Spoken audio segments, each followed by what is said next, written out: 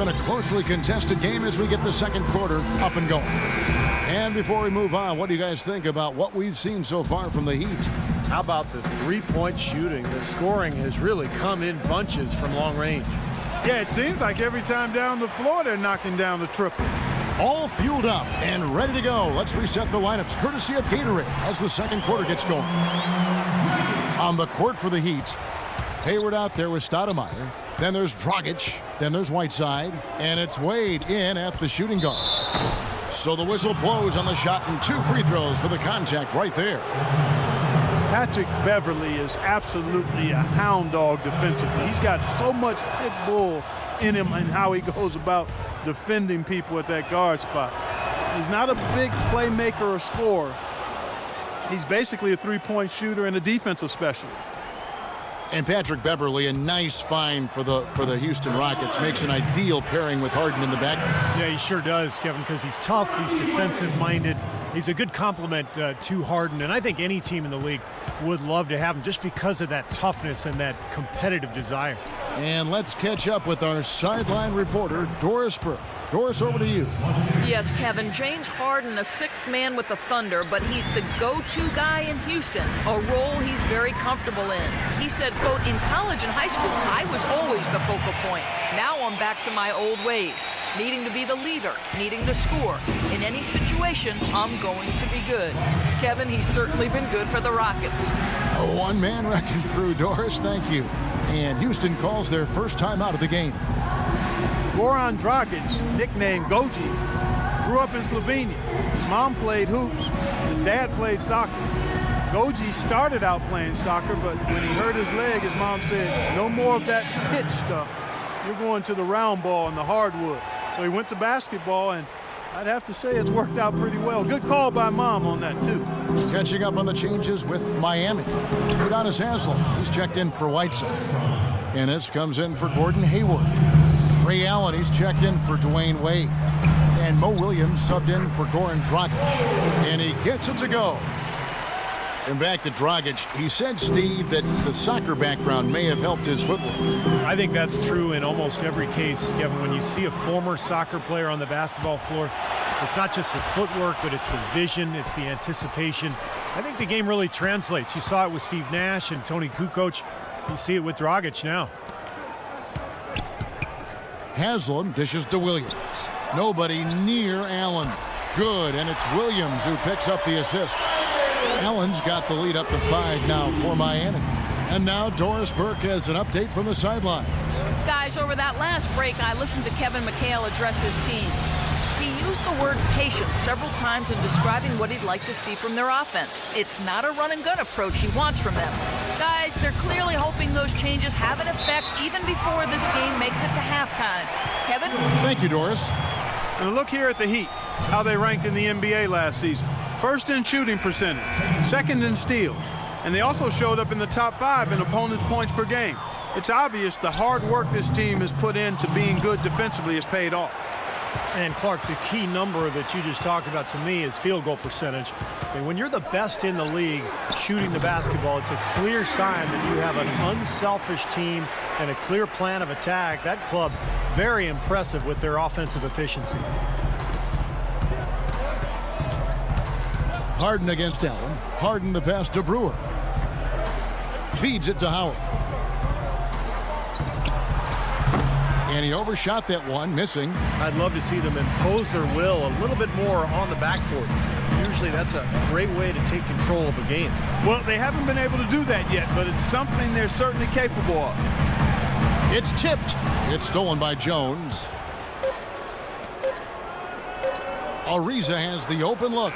No good on that last second attempt there. And that concludes the first.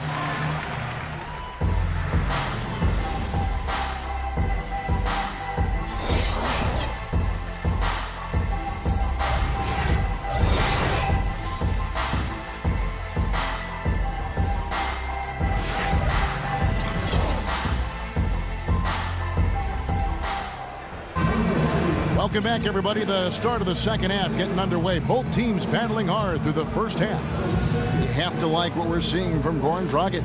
Well, in terms of his points in the first half, I mean, that's pretty much what we've come to expect out of him. Yeah, that's an open book on all you need to know about what talent he has.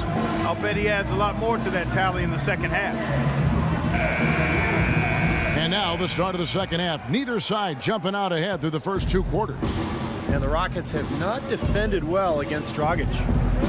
He has 8 points, and he's knocked down a pair of three-pointers in this game, too. Well, they might want to think about setting a few more screens for him to try to give him another open look or two.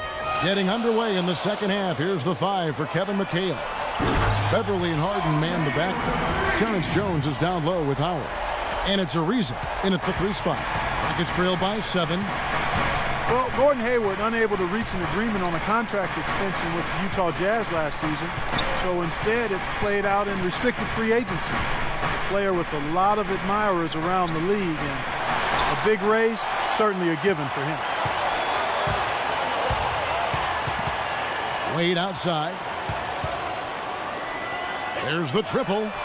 And Dragic with the basket on the assist by Wade. And now it's a 10-point Miami lead. Well, this is what he does. He's shooting it well. He's scoring a lot of their points, getting them in front. And for Hayward in a contract year, upping his rebounding and his passing rates, but his shooting numbers did take a dip. I think that's the key for Hayward's future, Kevin. He's got to be very consistent from the perimeter to become an all-star. He's already such a terrific all-around player, but if he can be really solid from the perimeter and consistent, look out. Now a timeout called by Houston. Gordon Hayward with an unusual pattern dating back 6 years, back and forth. Great three-point shooting one season, and then Clark awful the next. You know, it's a bit puzzling, Kevin. You look at the numbers from 2009 to 2014. Up and down, up and down. Last season around just 30%. I'm sure it's a coincidence, but it's a pretty rare one, no doubt. And I'm sure Gordon, with his work ethic, is going to try to smooth that good three-point shooting out and sustain it for him. Now let's go to Doris Burke. Doris? Well, guys, this summer the Rockets lost Omer Asik, Jeremy Lin, and Chandler Parsons, but failed to add a big-name free agent. Coach Kevin McHale admitted, "We had a disappointing free agency, to be honest with you. We'll have flexibility next year, but flexibility doesn't score. You don't like to lose talent. That's always a tough save." Guys? We'll see how they bounce back, Doris. Thanks. And for Hayward, his role and responsibilities have steadily increased each season, but his scoring efficiency has steadily dropped in the opposite direction. Is he cut out for the role of primary scorer and shot creator? I think that's the question. The numbers to this point raise some doubts. And it's Smith missing. And here's Miami. They're on a 12-3 run. Dragic kicks to Anderson. And here's Bosch for 3. And again, Miami with the triple. And for Hayward, asked to score in isolation much more last season. Definitely a challenge for him. He's a gifted ball handler and passer, really good all-around player. But he's been most effective scoring off the ball, whether cutting to the rim or filling the lane in transition. Howard's shot is good. Well, we've seen that more than a few times, an easy bucket in the lane. Yeah, the interior defense simply has been lifeless. Wasted no time on that one. Hayward's got 2 now from beyond the arc in the third for the Heat. Rockets trail by 17. Beverly dishes to Harden.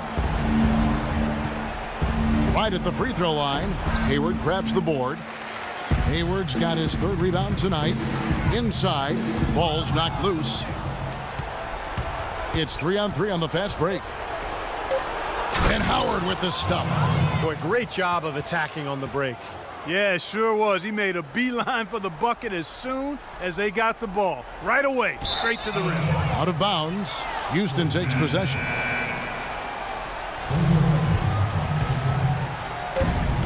Here's Harden. Shot misses.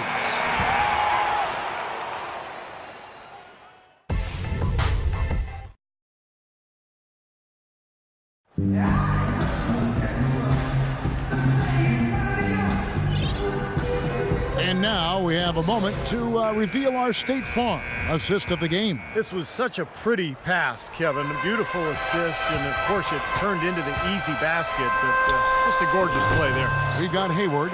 Williams is out there with Allen. And it's Stoudemire. And it's Whiteside in at the 5 down low. That's the group in the game for the Heat.